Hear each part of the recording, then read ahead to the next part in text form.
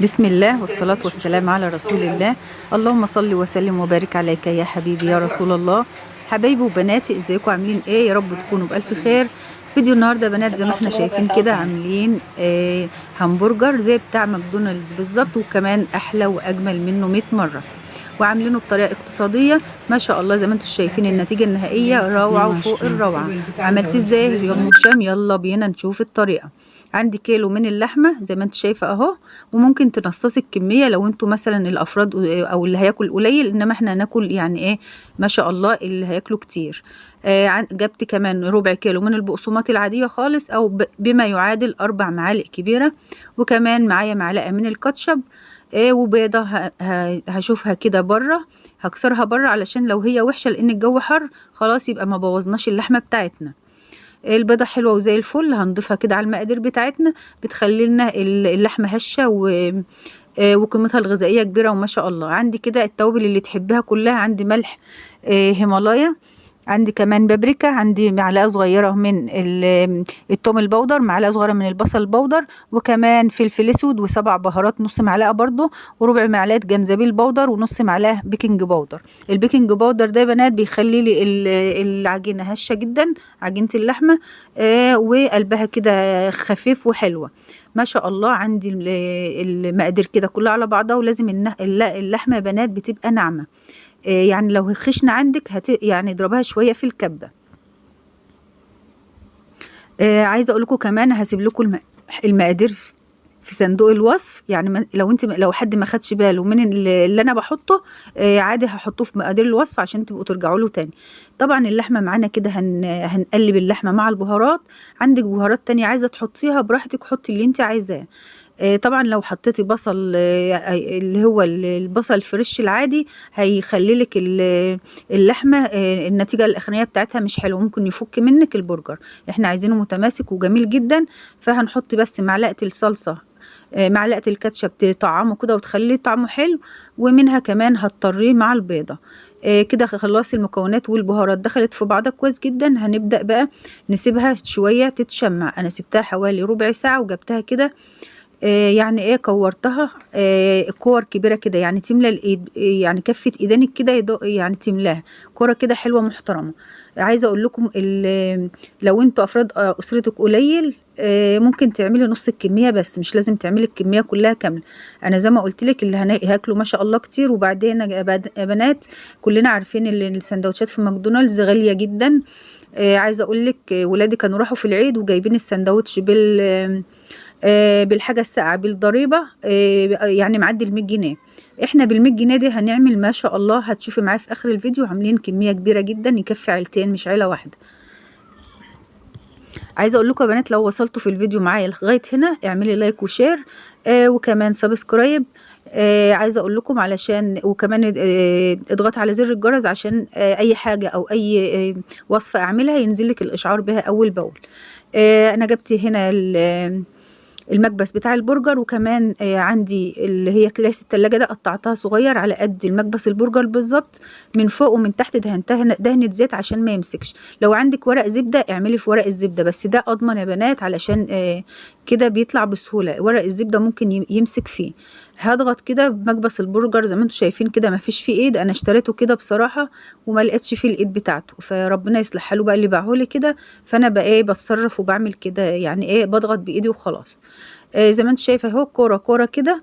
ويعني ايه انا ما رضيتش اعمل بالفرشه طبعا لان هيشيل كميه زيت كبيره، انا يا دوب بس بعمل عازل بين الكيس وبين اللحمه. انا مش عايزه زيت خالص عشان بس يفك مني وكمان ما يلزقش. عايزه اقولك في ناس كتير بتعمله بورق الزبده عادي خالص، بس ده اضمن واحسن. ولمي كده بايدك وظبطي كده القرص البرجر زي ما انت شايفاه حوالي سنتي، علشان بس هيبقى متناسب، او الدوران بتاعته مناسب مع العيش، لان العيش هنعمله هنا في البيت مش هنجيب عيش من بره. زي ما قلت لك كل ده التكلفه دي مش جايبه يعني حق سندوتش من بره. وطبعا احنا مش عارفين نروح ماكدونالدز، وهيبقى الدنيا غاليه وهتتكلف. طبعا لو هتروحي انت واسرتك، مش معقول هتروحي لوحدك 4 5 افراد، هتبقى مبلغ وقدره. فانت تعملي حاجتك في البيت كده بسم الله ما شاء الله، بتبقى جميله جدا واقتصاديه وضامنه نظافتها. وانا عاملاها بنات بلحمه خالص، مانيش حاطه فيها لا فول صويا ولا اي مكونات تانية زي ما انت شايفه. طبعا كيلو اللحمه ده يا بنات ممكن تجيبيه بقى اي نوع، ممكن تجيبي سوداني، تجيبي مستورده، تجيبي برازيلي، لحمه بلدي، بتجيبي امكانياتك اللي انت عايزاه هاتيه. اهم حاجه ما يكونش فيها لا فول صويا ولا اي مثلا حاجه ما احناش عارفين هي محطوطه ازاي تاثر على صحتنا وصحه ولادنا. احنا كده بنعمل الحاجه على آه، يعني على عينينا كده، يعني انت عينك شايفاها، ف يعني جايبه الحاجه حلوه من الاخر. انا مش عارفه اقولها ازاي بصراحه، بقولوها ازاي على عجب عينك، بس انا مش عارفه اجمع يعني. المهم بتجيبي الحاجه على كيفك كده وعينك شايفاها وايدك لمساها، جايبه حاجه كده فاخر من الاخر، او انت تسترضيها ان انت تاكليها لاولادك. طبعا بعد الخطوه دي انا كده هحط رص كله الكميه على بعضها، عملت حوالي 14 قرص من البرجر. رصيتهم كده على بعض زي ما انت شايفه طبقات اهو في طبق واحد، واحطها تتشمع فين في التلاجة على بال ما نعمل العيش مع بعض، يكون كده اتشمع وبقى كويس خلاص نعرف نستعمله. انا عندي هنا كيلو من الدقيق، بقول لك لو انت عايزه تعملي نص اعمليه نص كيلو من الدقيق، عليه معلقه صغيره من الملح، وهجيب كده المكونات السائله اللي هعجن بيها معايا مع كوبايه ونص من اللبن، وهحط عليهم كوبايه ونص من الميه الدافيه.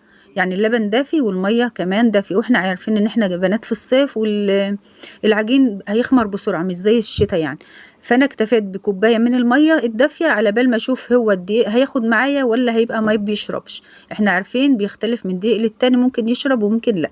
حطيت كده باكت من الخميره مع معلقه صغيره من السكر، وكمان شويه من البيكنج باودر، علشان يبقى كده العيش مفتح وحلو معايا وهش كده زي القطن. عايزه اقولك شوفي معايا في النتيجه النهائيه، عايزاكي بس تستمري معايا وتشوفي النتيجه، كانت فوق الروعه، كان هش زي القطن وزي الاسفنج. عشان طبعا قيمته الغذائيه تبقى اعلى واحلى كمان من بتاع بره، حطينا كمان بيض. انتوا عارفين البيض واللبن ملان كالسيوم يا بنات، وما شاء الله بيدينا قيمة غذائية عالية، ولما ندخله كده في المعجنات بيبقى جميل جدا. طبعا اللي بره بيعجنوه بمية وخلاص، يا يحطوا لبن بودرة يا ما يحطوش، فده أسلم وأحلى. وكمان لو انت مش عايزة تعملي بلبن ممكن تعملي بزبادي. كده قلبنا المعلقتين الزبدة اللي احنا حطيناهم مع المكونات لانها دافية بنات، وهنقلب كله كده لغاية ما يمتزج ببعضه، وننزل فين؟ ننزل على الدقيق بتاعنا اللي هو عبارة عن كيلو. انا كده بقولك النص كوباية سايباها في جنب اهي، ممكن اخدها ممكن لا، ممكن دقيقك يشربها وممكن دقيقك ما يشربهاش، انا كده في الامان علشان ما يبقاش مرق قوي مني. هعجنه كده. انتوا عارفين طبعا اي معجنات بتتعجن كويس جدا. عايزه اشوف اقولك ان السمك بتاعها ده هو احنا عايزينها سايله كده علشان تبقى هشه من جوه، ما بيبقاش زي العيش العادي، بتبقى العجينه ملزقه كده في ايدك، ده عادي خالص عادي، ما تقلقيش، ما تقوليش لا ده باظت مني، لا هي كده السمك المطلوب بتاعها. هفضل الت فيها كده واعجن فيها حوالي 10 دقايق لغايه ما احس انها نعمت كده. اهي شايفه كده نعمت انا بقولك انها ملزقه ما فيش مشاكل، ما تقلقيش، بس شايفه النعومه نعمت جدا وبقت ما شاء الله جميله جدا، والعجينه اتخدمت كويس. في بوله كده فيها شويه زيت، انا كده بلت ايدي وبلت البوله في نفس الوقت علشان لما اجي اخرج العجينه ما يخمر من البوله ما تمسكش في الحروف. بنزل كده العجين بتاعي زي ما انت شايفه اهو سايل، وهو ده المطلوب، ما تقوليش لا ده انا هعمله ناشف شويه، هتلاقيه القلب بتاعه مش هش. خليكي معايا واعملي نفس الطريقه اللي انا بعملها دي.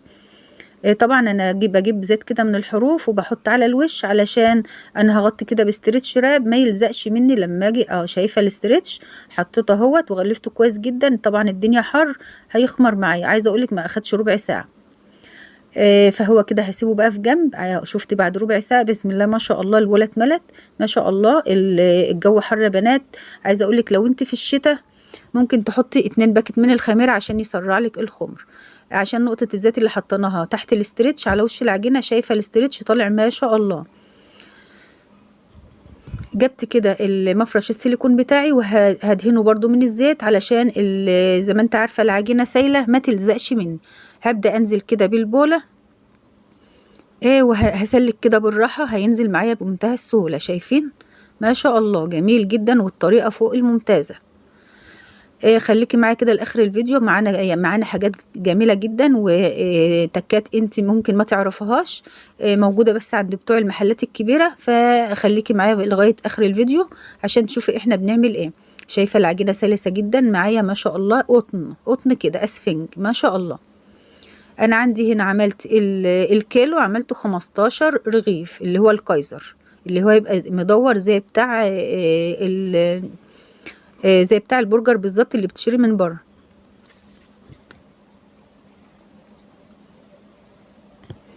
الاكله ده يا بنات كلنا بنحبها، وعايزه اقولك يعني ما بيختلفش عليها اتنين. ولادك هيحبوها وزوجك هيحبها، بدل ما تشتروها من بره وتروحوا كده وتصرفوا فلوس كتير. لا احنا جبنا ماكدونالدز لغايه عندنا في قلب البيت. طيب طبعا عارفين العجينه في ايدك طريقه ممكن تلزق، بتعكي ايدك كده نقطه من الزيت بس مش كتير، يا دوب كده بتسلكي ايدك بيها، وبتاخدي كده الرغيف بتقطعي زي ما انت عايزه كبير عايزاه صغير، بس انا عاملاه كده عباره عن 15 رغيف عشان يبقى السندوتش كده مشبع. فعلا يا بنات انا والله كان غدايا النهارده سندوتش واحد، ما قدرتش اكمل بصراحه واكل التاني، قلت لا اسيبه شويه يعني ممكن اجوع شويه كده واكله تاني. ما شاء الله كان مشبع جدا وجميل جدا. لان احنا مقرصينه بقى وعاملينه كبير مش زي بره. انا عايزه اقولك بتاع ماكدونالدز اللي ولادي كلوه من بره ده كان نص ده، العيش كان نص ده بالظبط. هقرصه كده وهشيله بعد ما ادهن الصواني واحد واحد كده، وهسيب بينهم مسافة زي ما احنا شايفين، ويا دوب هضغط عليه ضغطة خفيفة خالص ان هو ياخد تدويرة القرص الهمبرجر، يعني بخفة خالص، وبتضغطي كده بخفة وبالراحة خالص. ما احناش عايزينه اللي هو يبقى لازق كده ومش مش كبير كده وعالي لفوق. لا احنا يعني ضغطة خفيفة عشان يبقى معانا الرغيف عالي كده وهش وكبير.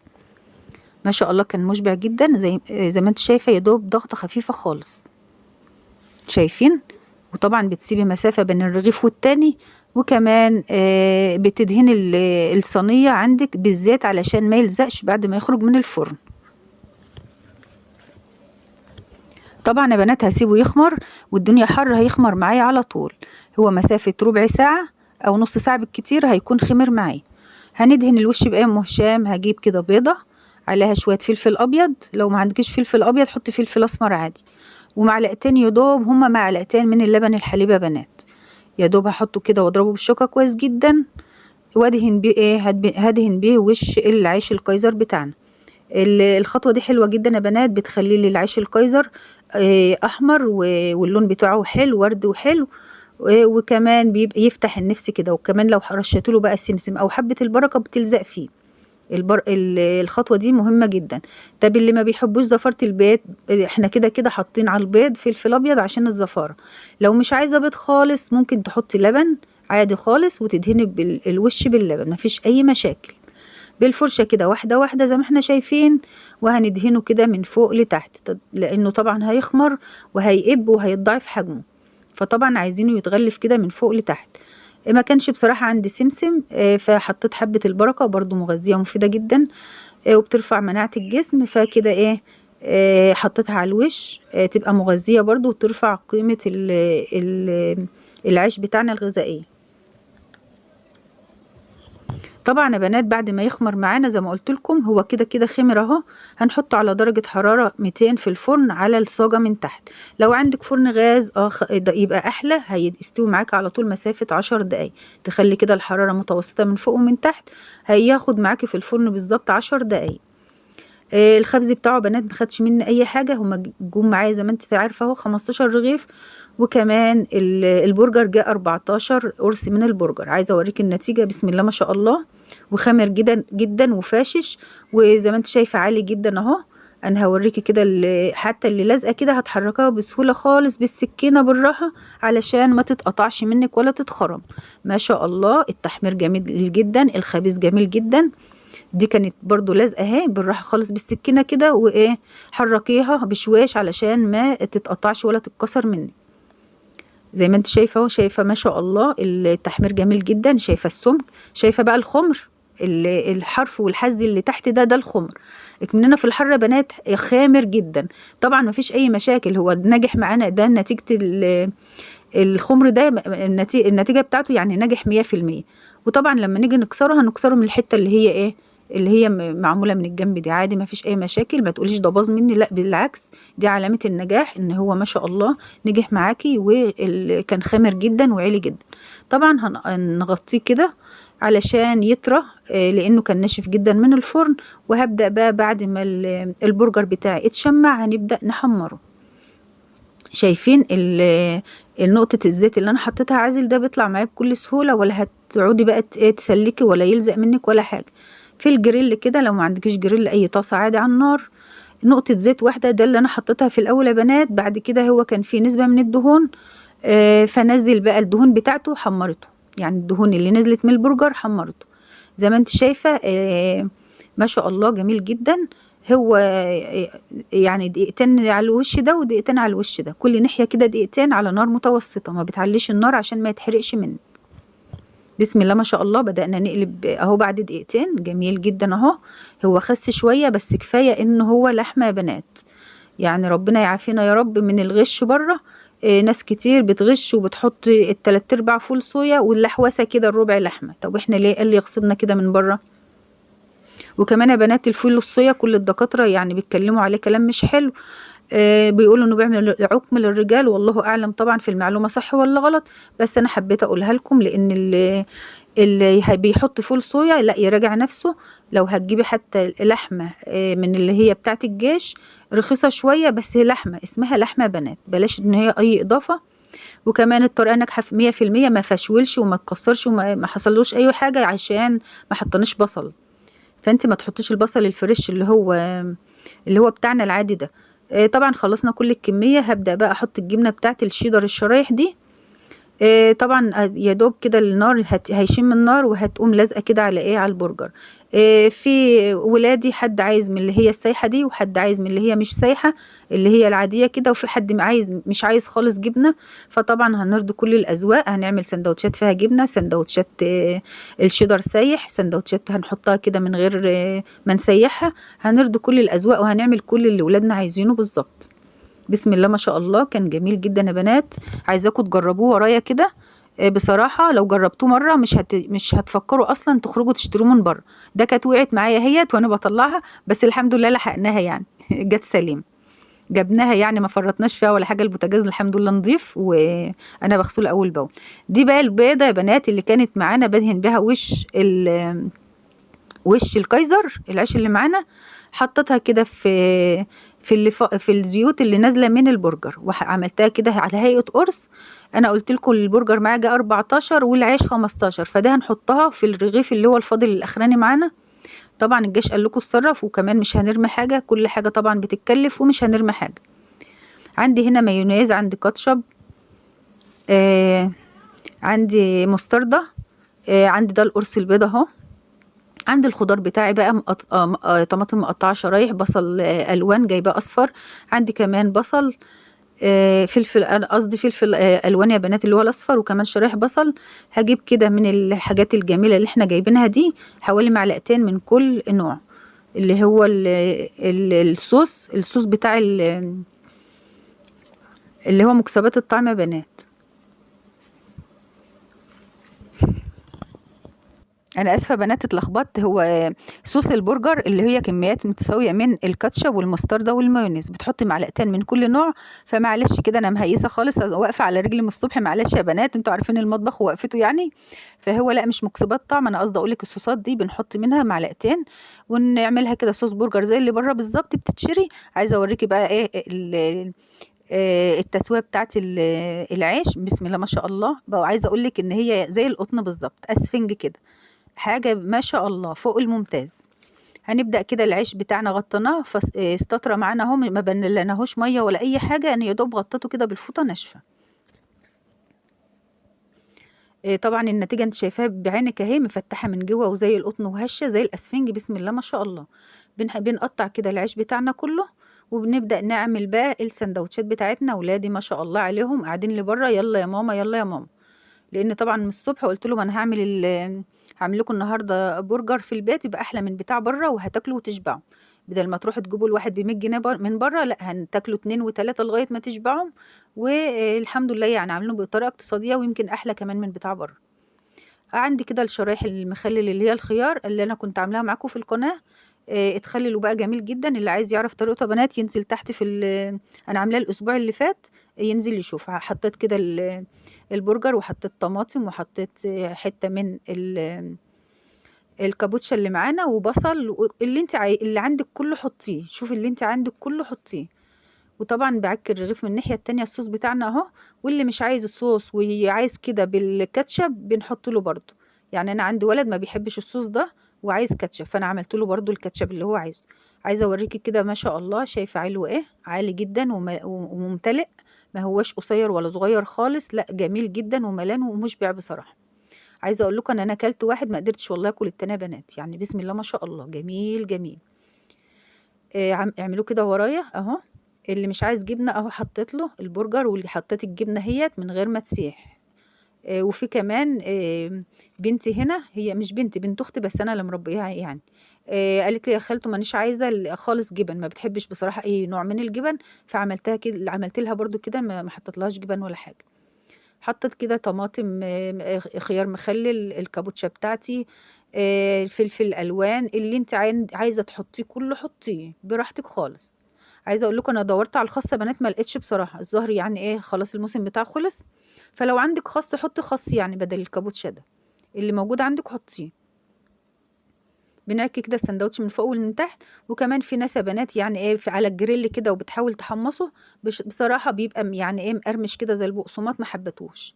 انا عايزاه كده يعني طري كده وحلو، واعرف اقطم كده الايه، احس كده بجمال وحلاوه العيش ان هو مش محمص. اللي عايز محمص وبحبه محمص بتحمصي برضو بعد البرجر على طول.